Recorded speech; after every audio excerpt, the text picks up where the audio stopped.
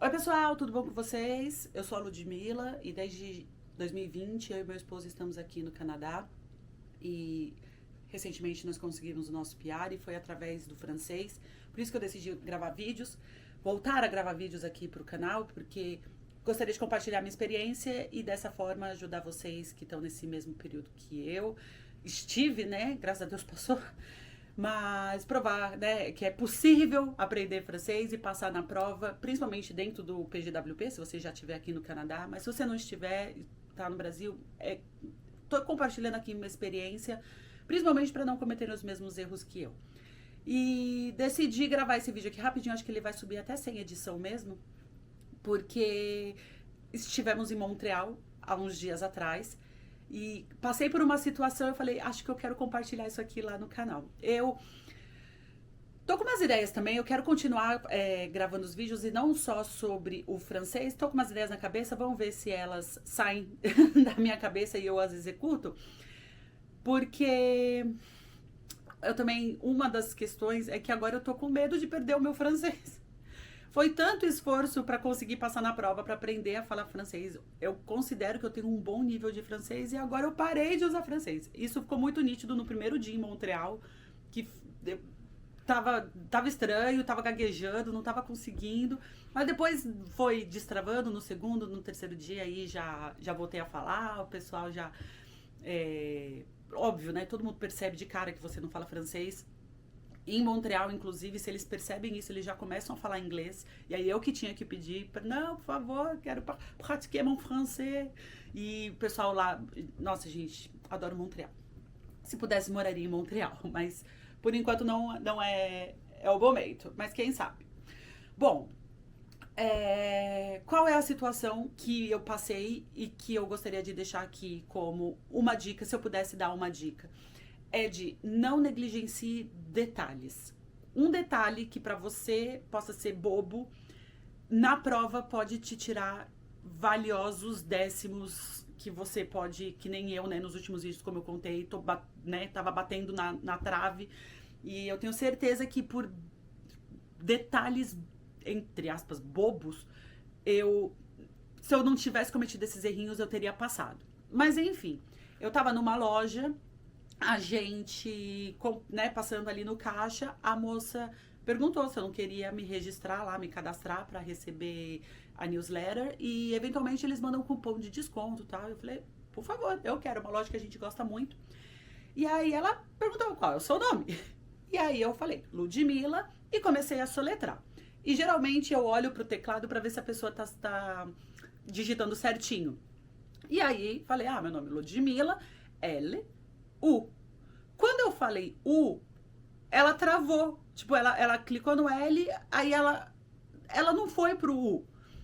E foi assim, uma coisa de 2 segundos, nem 2 segundos, foi muito rápido. Aí eu falei, U. Aí ela, tá, U, D-M-I-L-A. E aí ali eu falei, caramba, mano, é muito louco isso. Por quê? Pelo menos pra mim, é a mesma coisa. U e U. Mas não é a mesma coisa. Agora eu já sei que não é a mesma coisa.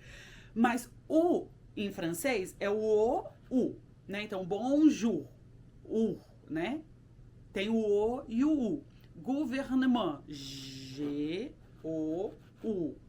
V-E, isso. Gouvernement, som de U. Mas se for, é que nesse caso foi a letra U sozinha, né? Então ficou bem nítido que era U. Tem que fazer o biquinho, porque U e U são coisas diferentes. Le e le são coisas diferentes. Je e G são coisas diferentes. No dia a dia, se a gente negligencia esse detalhe, talvez não faça diferença. É como no inglês, se você falar thank you ao invés de thank you, não vai fazer diferença. As pessoas vão entender e vão relevar, porque no dia a dia é uma coisa. Só o seu jeito de falar, você fala um pouquinho errado, a sua língua materna não é essa, então não tem problema. Mas, no contexto de uma prova de proficiência, isso faz diferença e tira ponto.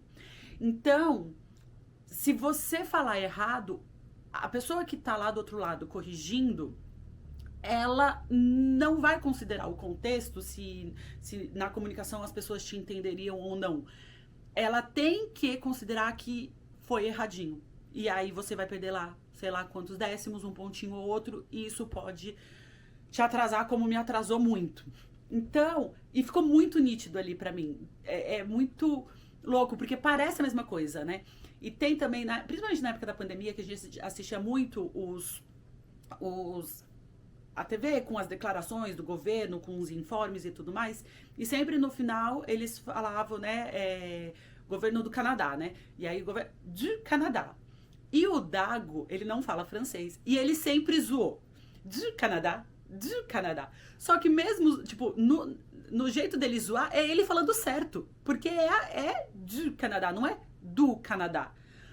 Então, se você vai fazer uma prova, isso vai contar. Então, essa é a dica, se eu puder dar uma dica, é não negligencie detalhes.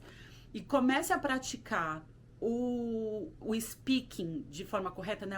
A conversação.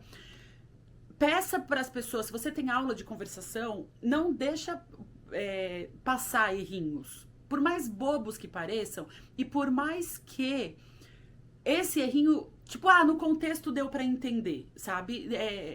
Parece uma coisa pequena, mas para a prova não é.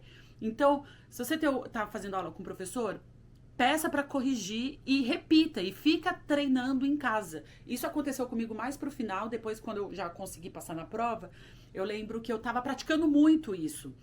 Eu ficava falando sozinha, eu ficava falando na frente do espelho. Então, j'ai deux enfants, eu tenho 2 filhos.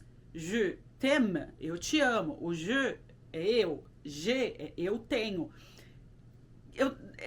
Na minha cabeça, gente, é exatamente é o mesmo som, mas não é.